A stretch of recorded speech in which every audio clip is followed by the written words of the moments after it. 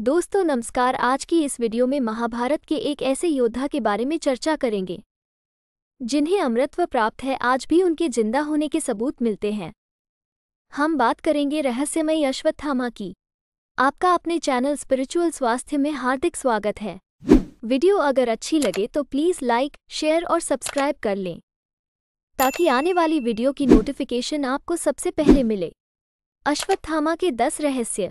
पराजयो व मृत्युर्वा श्रेया मृत्युर्निर्जय विजितार्यो ह्येते शस्त्रोपसर्गान्मृतोपमा, अर्थात जिसने अस्त्र डाल दिए हों, आत्मसमर्पण कर दिया, वे सभी शत्रु विजित ही हैं, वे मृत के समान ही हैं। महाभारत में द्रोण पुत्र अश्वत्थामा एक ऐसा योद्धा था जो अकेले के ही दम पर संपूर्ण युद्ध लड़ने की क्षमता रखता था। कौरवों की सेना में एक से एक योद्धा थे। पांडवों की सेना हर लिहाज से कौरवों की सेना से कमजोर थी, लेकिन फिर भी कौरव हार गए। महाभारत युद्ध के बाद जीवित बचे 18 योद्धाओं में से एक अश्वत्थामा भी थे। अश्वत्थामा को संपूर्ण महाभारत के युद्ध में कोई हरा नहीं सका था। वे आज भी अपराजित और अमर हैं। आओ जानते हैं अश्वत्थामा के जीवन से जुड़े ऐसे 10 रहस्य जिसको हर कोई जानता चाहता है, और अंत में ऐसा रहस्य तो अभी तक कोई नहीं जान पाया है। पहला रहस्य, शार्दूलती ततो भार्या कृपी द्रोणो विदत्, अग्निहोत्रे च धर्मे च दमे च सततम रताम। भारत संभव पर्व। जन्म का रहस्य। अश्वत्थामा का जन्म भारद्वाज ऋषि के पुत्र द्रोण के यहाँ हुआ था। उनकी माता ऋषि शर्दवान की पुत्री कृपी थी। द्रोणाचार्य का गोत्र अंगिरा था। तपस्यारत द्रोण ने पितरों की आज्ञा से संतान प्राप्ति हेतु कृपी से विवाह किया। कृपी भी बड़ी ही धर्मज्ञ, सुशील और तपस्विनी थी। दोनों ही संपन्न परिवार से थे।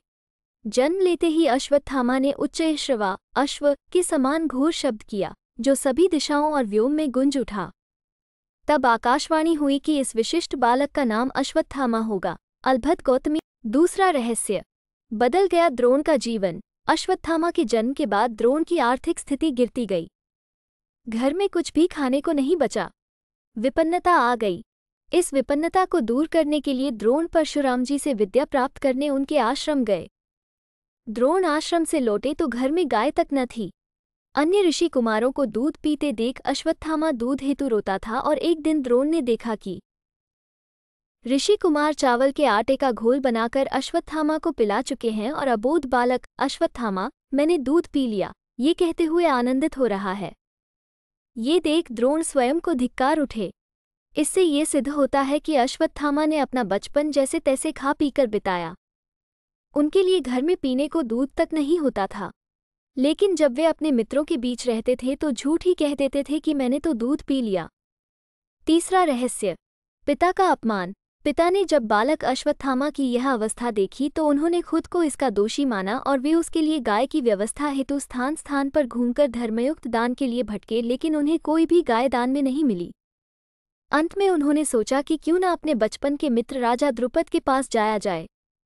वे अपने पुत्र अश्वत्थामा के साथ राजा द्रुपद के दरबार में जा पहुंचे। राजा द्रुपद की राजसभा में पिता की अवमानना बालक अश्वत्थामा ने देखी थी, और देखी होगी उनकी विवशता और क्रूर विडंबना की शस्त्र शास्त्र के ज्ञाता भी सत्तासीन मदमत व्यक्ति द्वारा अपमानित होते हैं। अश्वत्थामा के बाल मन पर उस वक्त क्या गुजरी होगी जब उनके पिता को वहां से धक्के मारकर निकाल दिया गया। चौथा रहस्य, अश्वत्थामा बने शिक्षक और राजा। अश्वत्थामा को लेकर द्रोण पांचाल राज्य से कुरु राज्य में हस्तिनापुर आ गए, और वहां वे कुरु कुमारों को धनुष बाण की शिक्षा देने लगे। वहां पर वे कृप शास्त्र की शिक्षा देते थे। अश्वत्थामा भी पिता के इस कार्य में मदद करने लगे। वे भी कुरुओं को बाण विद्या सिखाते थे। बाद में द्रोण कौरवों के आचार्य बन गए। उन्होंने दुर्योधन सहित अर्जुन आदि को शिक्षा दी। आचार्य के प्रति उदारता दिखाते हुए पांडवों ने गुरु दक्षिणा में उनको द्रुपद का राज्य छीनकर दे दिया। बाद में द्रोण ने आधा राज्य द्रुपद को लौटा दिया, और आधे को उन्होंने अश्वत्थामा को दे दिया था। उत्तर पांचाल का आधा राज्य लेकर अश्वत्थामा वहां के राजा बन गए, और उन्होंने अपने राज्य की राजधानी अहिछत्र को बनाया। अब द्रोण भारत भर के सबसे श्रेष्ठ आचार्य थे। कुरु राज्य में उन्हें भीष्म, धृतराष्ट्र, विदुर आदि से पूर्ण सम्मान प्राप्त था, अतः अभावों के दिन विदा हो गए थे। पांचवा रहस्य, संपूर्ण विद्याओं में पारंगत अश्वत्थामा। अश्वत्थामा जीवन के संघर्ष की आग में तपकर सोना बना था। महान पिता द्रोणाचार्य से उन्होंने धनुर्वेद का ज्ञान प्राप्त किया था। द्रोण ने अश्वत्थामा को धनुर्वेद के सारे रहस्य बता दिए थे। सारे दिव्यास्त्र, आग्नेय, वरुणास्त्र, पर्जन्यास्त्र, वायव्यास्त्र, ब्रह्मास्त्र, नारायणास्त्र, ब्रह्मशिर आदि सभी उसने सिद्ध कर लिए थे। वो भी द्रोण, भीष्म, परशुराम की कोटि का धनुर्धर बन गया। कृप, अर्जुन व कर्ण भी उससे अधिक श्रेष्ठ नहीं थे। नारायणास्त्र एक ऐसा अस्त्र था जिसका ज्ञान द्रोण के अलावा महाभारत के अन्य किसी योद्धा को नहीं था। ये बहुत ही भयंकर अस्त्र था। अश्वत्थामा के ब्रह्मतेज, वीरता, धैर्य, तितिक्षा, शस्त्रज्ञान, नीतिज्ञान, बुद्धिमत्ता के विषय में किसी को संदेह नहीं था। दोनों पक्षों के महारथी उसकी शक्ति से परिचित थे।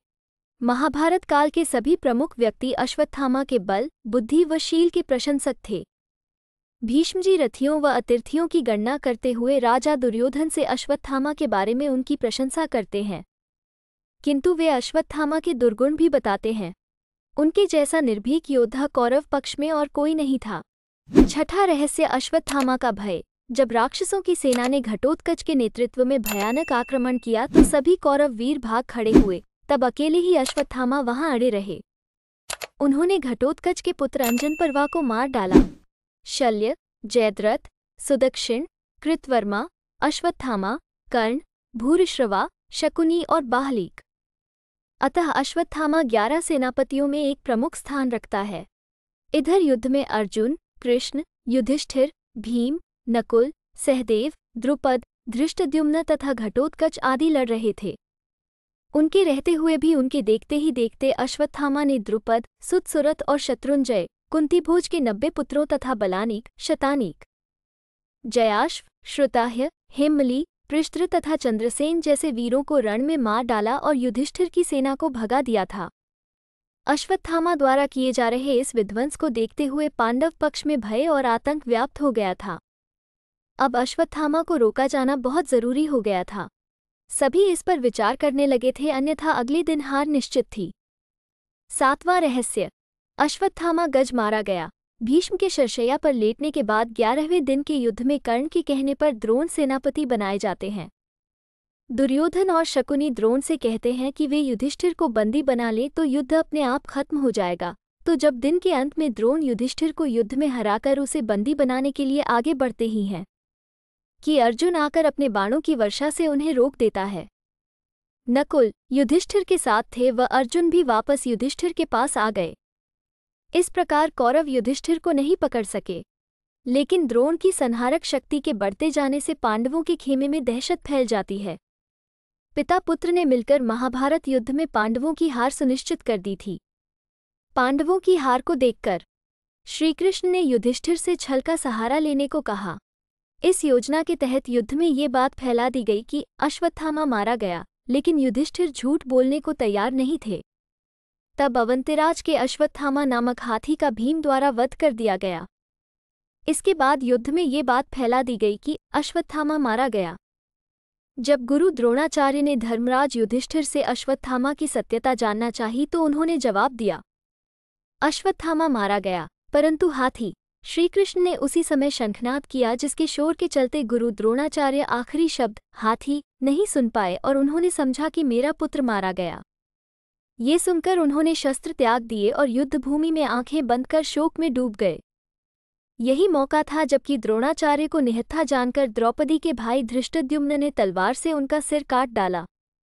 पिता की छलपूर्वक मृत्यु से दुखी होकर अश्वत्थामा मजबूर होकर नारायणास्त्र का प्रयोग करता है, जिसके चलते एक ही झटके में पांडवों सहित उनकी संपूर्ण सेना नष्ट हो जाती। सभी नारायणास्त्र से नष्ट हो जाते, लेकिन पांडवों को इस अस्त्र से बचने के लिए तुरंत ही कृष्ण उनसे अपने अपने अस्त्र त्याग कर रथ से नीचे उतरने का आदेश देते हैं और कहते हैं कि सभी नारायणास्त्र के सामने आत्मसमर्पण कर लो, अन्यथा मारे जाओगे। सभी पांडव और सेना ऐसा ही करती है। समर्पण से ही वे सभी बच सके। जब अश्वत्थामा ये देखता है कि सभी पांडव बच गए हैं तो उसे उस अस्त्र पर संदेह होता है। तब वो अर्जुन पर आग्नेयास्त्र का प्रयोग करता है, लेकिन श्रीकृष्ण के कारण अर्जुन फिर बच जाता है। तब अश्वत्थामा को बड़ा क्रोध आता है, वह अपना धनुष फेंक देता है और अपनी विद्या पर संदेह करने लगता है। 9वां रहस्य, कृष्ण कहते हैं कि यह कर्म अश्वत्थामा ने शिवजी से प्राप्त शक्ति से किया। न तन्नसी कर्तव्यम न च तद् द्रोणिना कृतम। महादेव प्रसादेन कुरु कार्यमनंतरम नून स देव देवानामीश्वरेश्वरमव्ययम जगाम शरण द्रोणिरिकस्तेन बधीत बहून। कृप, हार्दिक्य तथा अश्वत्थामा, द्रोणी तीनों ने महाविनाश कर यह संवाद दुर्योधन से कहा। फिर राजा धृतराष्ट्र को बताया और कहा कि हम 3 हैं और पांडव 5 हैं और कोई नहीं बचा। फिर वे तीनों दिशाओं में चले गए।